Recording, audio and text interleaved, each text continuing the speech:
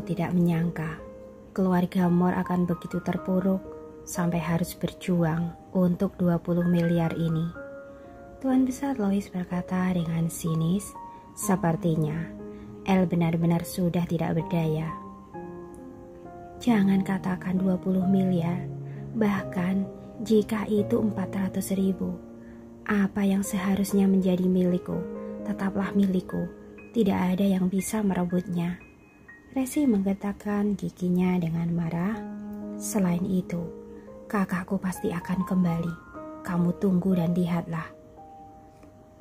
Melihat dia mengatakan itu, Tuan Besar Lois sedikit gugup. Mungkinkah sudah ada kabar dari Lorenzo? Tetapi setelah memikirkannya, keluarga Moore sudah tidak lagi memiliki pengaruh. Rumor mengatakan bahwa dia dibunuh oleh seseorang di laut. Bahkan jika dia dewa pun ia tak akan bisa kembali. Memikirkan hal ini, Tuan Besar Lois terus mengancam, jika dia bisa kembali, baru kita bicarakan lagi. Sekarang sebaiknya kamu tanda tangani perjanjian ini. Jika tidak, bagaimana kalau tidak? Tracy mengangkat alisnya dan berteriak dengan marah. Sekarang kamu seorang diri dan tidak ada yang bisa membantumu. Jika aku ingin melakukan sesuatu padamu, aku juga tidak perlu melakukannya sendiri. Tuan Besar Lois mencibir. Apakah menurutmu pengawal wanita ini benar-benar dapat melindungimu? Jika mereka tidak bisa, aku bisa. Suara percaya diri tiba-tiba datang. Tuan Besar Lois terkejut. Ia menoleh ke belakang. Daniel berjalan dengan langkah percaya diri, matanya penuh dengan tatapan dingin. Daniel? Raut wajah Tuan Besar Lois tiba-tiba berubah. Setelah perpisahan yang tidak menyenangkan di gedung Skywheel hari itu, dia kembali mencari pemegang saham lain, tetapi tidak ada yang berani bergerak tanpa perintah dari Daniel. Karena itu ia hanya bisa datang kemari untuk mendesak Tracy, berpikir bahwa Tracy sedang putus asa sekarang, mungkin dia akan menyerahkan investasinya untuk melindungi dirinya.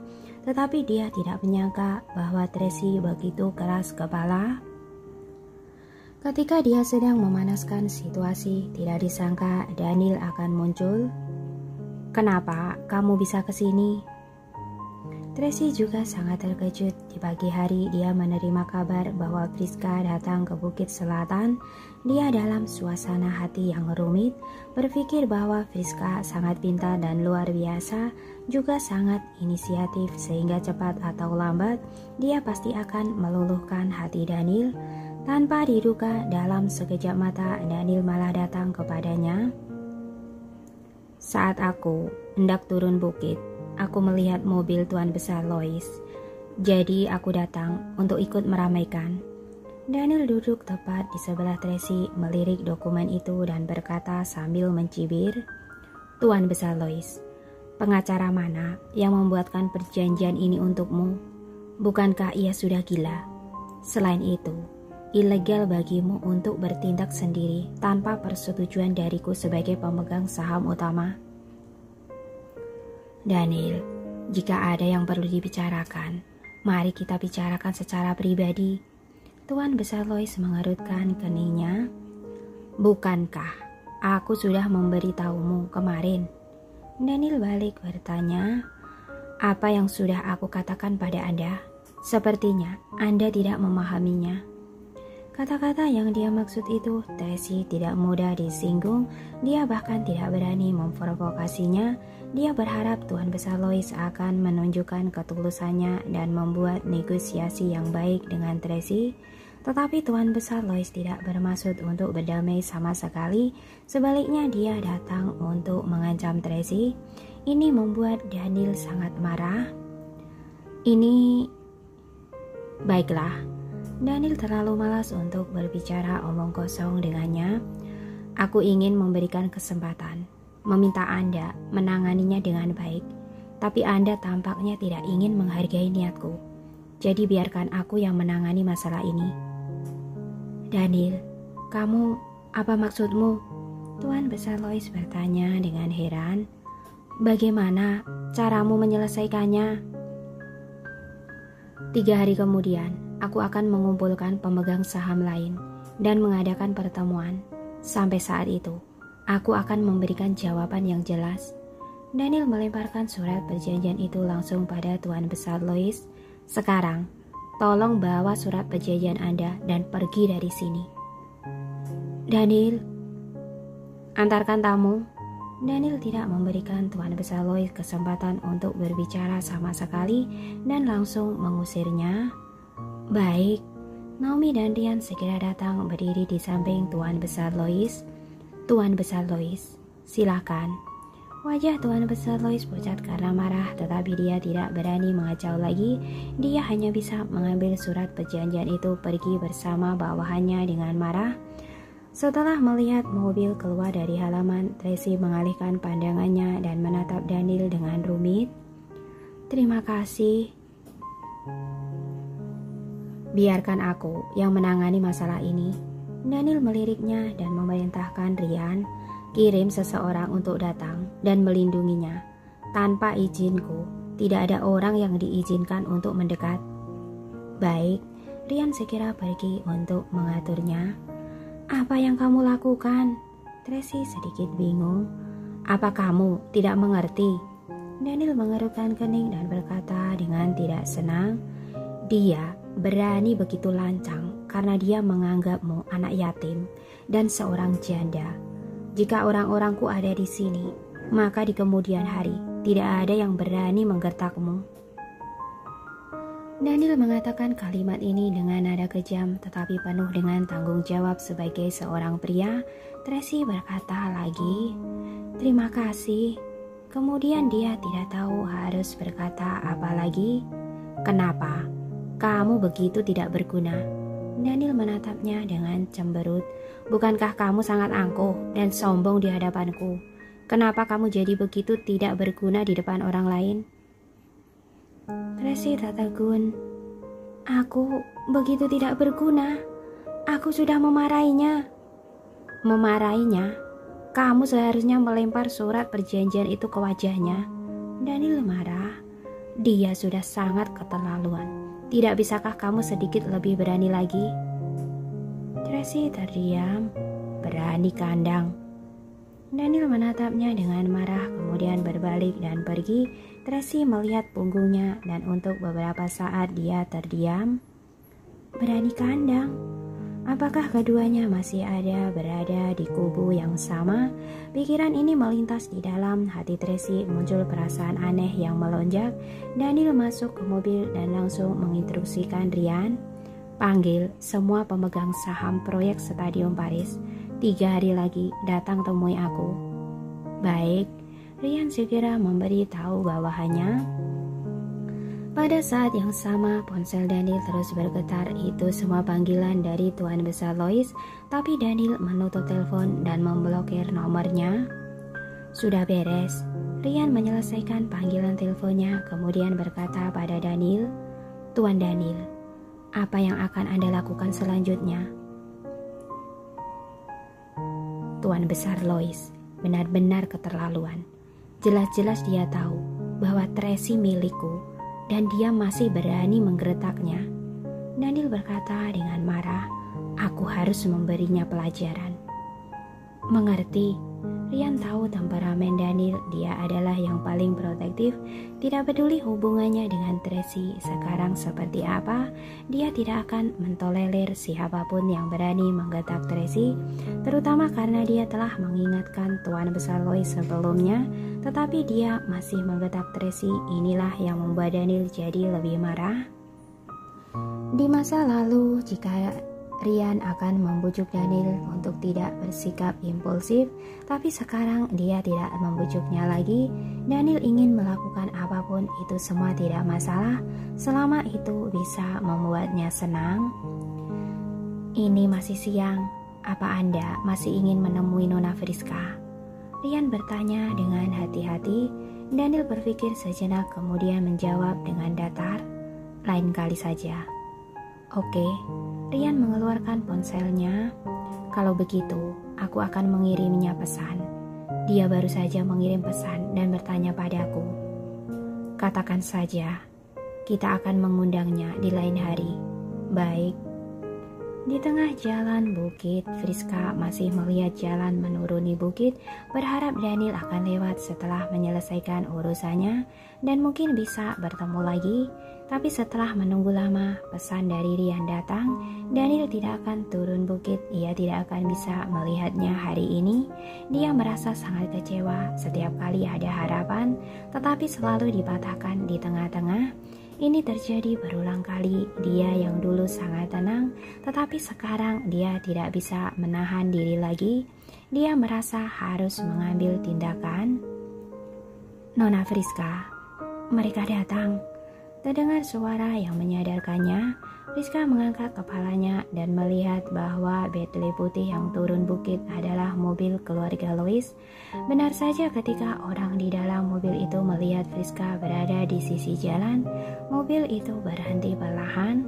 Tuan besar Lois turun dari mobil bersama rombongannya, berjalan perlahan dan bertanya dengan sopan, Nona Friska, kenapa Anda di sini?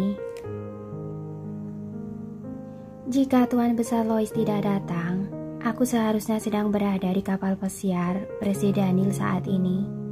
Friska mengatakannya dengan bijaksana tetapi juga memiliki makna yang dalam.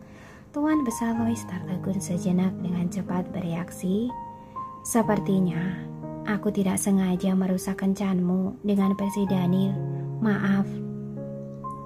Tuan besar Lois, apa Anda bertemu dengan Nona Tracy? Friska bertanya sambil tersenyum. Iya.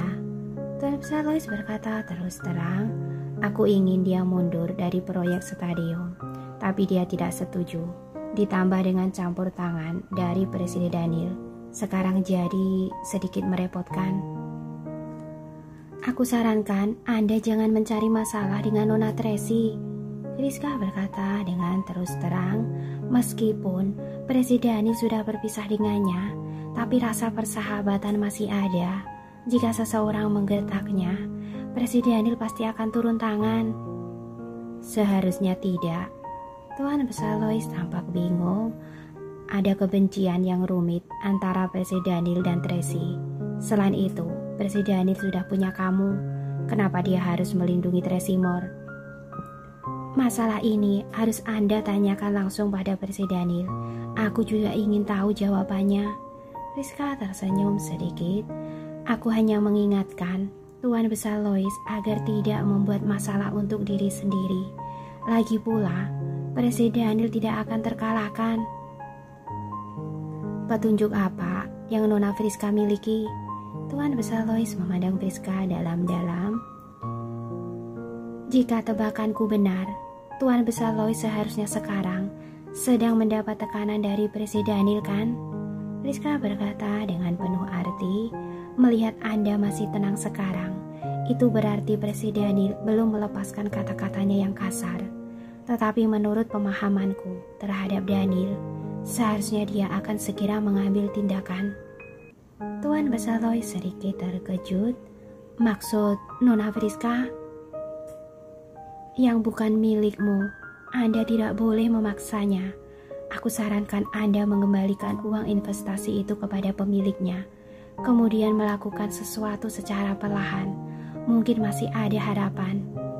Friska mengatakannya dengan lebih terang-terangan. Aku tahu bahwa situasi keuangan Anda tidak baik.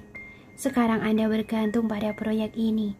Jika sekarang tidak sengaja dikeluarkan dari proyek ini, itu akan sangat merugikan Anda. Maksudmu, Daniel akan mengusirku? Tuan besar Lois terkejut. Tidak mungkin, kan? Kenapa tidak? Friska tersenyum dingin. Anda mungkin lupa akan keterampilan bisnisnya di masa lalu. Dia tidak pernah berbelas kasih pada siapapun. Terlebih lagi, putra Anda telah mengganggu orang yang dicintainya. Kemudian, Anda mempersulit orang tersebut, dan sekarang Anda tidak menghiraukan peringatannya, menggertaknya sampai akhir. Bahkan jika Anda ingin menyerang seseorang, Anda harus memperhatikan perasaan orang yang bersangkutan. Walaupun dia dan Tracy sudah tidak punya hubungan, tapi Tracy merupakan ibu dari anaknya. Anda telah berulang kali memprovokasi kesabarannya. Sekarang Anda telah menyentuh batas kesabarannya. Dia tidak akan pernah menunjukkan belas kasihannya pada Anda. Mendengar perkataan ini, Tuan Besar Lois terkejut dan buru-buru berterima kasih. Terima kasih Nona Friska atas sarannya. Aku pasti akan membalas kebaikanmu di kesempatan lain. Setelah mengatakan itu, Tuan Besar Lois buru-buru masuk ke mobil dengan rombongannya.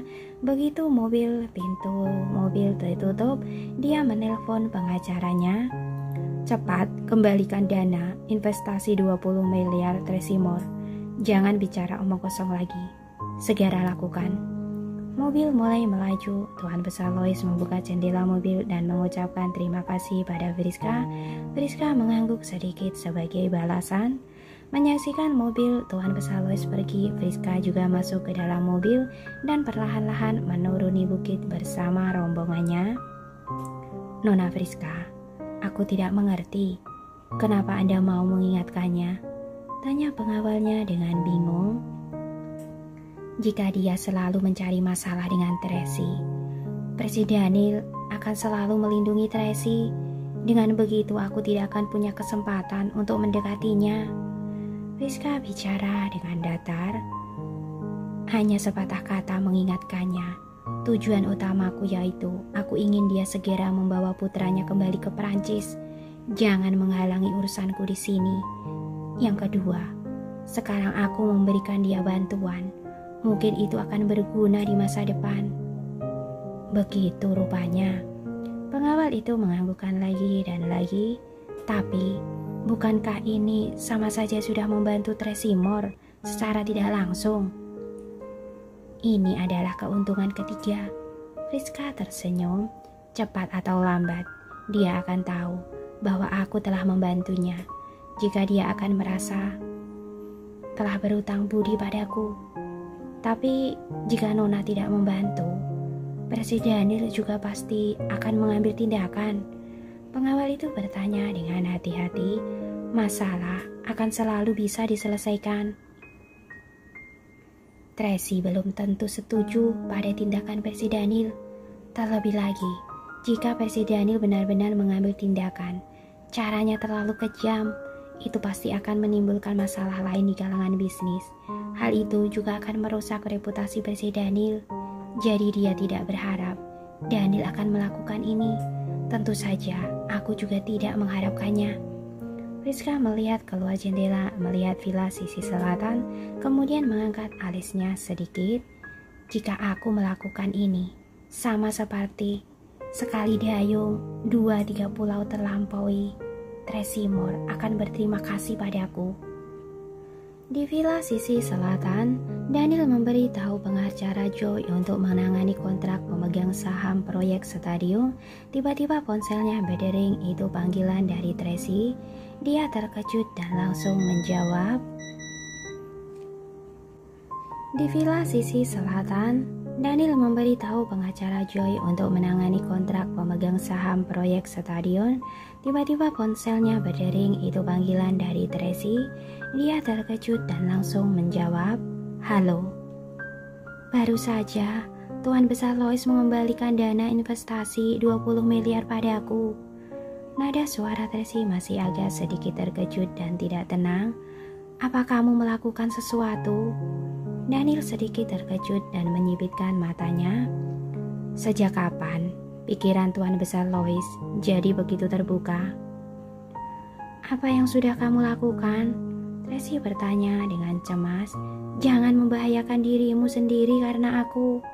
Meskipun posisi grup Wellen stabil, jika kamu mengancamnya dan menendangnya keluar, lalu berita tersebut tersebar, itu juga tidak baik. Kamu juga menyinggung keluarga kerajaan Front. Apa kamu mengkhawatirkanku? Daniel bertanya balik. Aku sedang berbicara serius denganmu. Tracy mulai emosi. Bisakah kamu berbicara dengan serius? Aku belum sempat bertindak.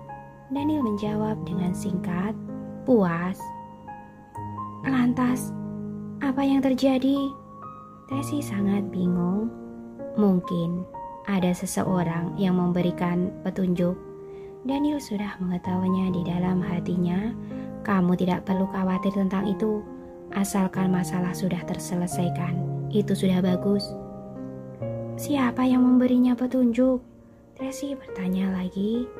Aku sudah bilang, jangan khawatirkan itu. Daniel sangat bersikeras, jaga dirimu dengan baik. Tracy sedikit marah. Oke, tidak masalah asal itu bukan kamu. Aku tidak ingin berutang padamu. Bukankah kamu banyak berutang padaku? Daniel marah ketika mendengar ini. Hidupmu adalah milikku. Kamu... Tracy terdiam. Aku malas bicara denganmu. Kemudian dia menutup teleponnya. Daniel tidak senang. Ia mengerutkan keningnya, mengangkat matanya dan memberikan perintah pada Ryan. Beritahu pengacara Joy tidak perlu datang lagi. Lalu bagaimana dengan pemegang saham? Ryan bertanya. Jadwal pertemuan pemegang saham akan tetap sama. Daniel meletakkan ponselnya. Bahkan jika tidak mengusir Tuan Besar Lois, tetap harus memberinya sedikit tekanan. Mengerti? Ryan segera pergi untuk memberikan informasi. Daniel mengambil ponselnya, mencari nomor telepon Friska dan menelponnya kembali. Nona Friska, jam 6 malam nanti, restoran Laut Biru. Oke, Presiden Daniel. Friska langsung setuju dan kemudian bertanya lagi. Kali ini kamu tidak akan mengingkari janji lagi kan? Tidak akan. Daniel sedikit mengangkat bibirnya. Kirimkan alamatmu, aku akan menjemputmu. Oke, akan segera aku kirimkan. Setelah menutup telepon, Friska segera mengirimkan alamatnya. Daniel menginstruksikan Ryan untuk mengatur pertemuan. Ryan dengan cepat mengatur dan bertanya dengan santai. Apakah Nona Friska yang telah memperingatkan Tuan Besar Lois? Bahkan kamu pun dapat menyadarinya. Daniel tersenyum. Wanita ini sangat pintar. Selain itu, kecerdasannya tidak akan bisa membuat orang lain membencinya. Ryan berkata dengan lembut. Dia memberikan petunjuk pada Tuan Besar Lois, sehingga membuatnya segera mengembalikan dana investasi Nona Tracy, juga mencegah Anda melakukan sesuatu. Dengan kata lain, ini sama dengan sekali mendayung, 2-3 pulau terlampaui. Apa tujuannya? Daniel menganalisisnya. Mungkinkah agar Tracy dan aku sama-sama berutang budi padanya? Mungkin ada satu alasan lain. Ryan berkata, karena masalah Nona Tracy, Anda telah membatalkan janji 3 kali. Nona Tracy selalu terjerat oleh Duke Louis dan Tuan Besar Lois. Dengan melakukan ini, dia dapat mencegah hal itu terjadi. Iya, itu benar-benar membutuhkan banyak pertimbangan. Daniel menjawab dengan datar. Nona Friska sangat menyukai Anda. Ryan mengamati wajahnya. Apakah Anda? Dia gadis yang baik. Daniel mengangguk. Meskipun dia memiliki beberapa rencana, dia memiliki titik awal yang bagus, melakukan segalanya dengan baik, sehingga orang lain tidak dapat membencinya dan bisa berteman dengannya. Lalu, sebaiknya langsung bicarakan dengan jelas pada orangnya, jangan menunda hidupnya. Daniel meletakkan ponselnya dan memijat alisnya dengan lelah. Aku istirahat dulu. Janji malam ini harus diatur dengan baik. Baik,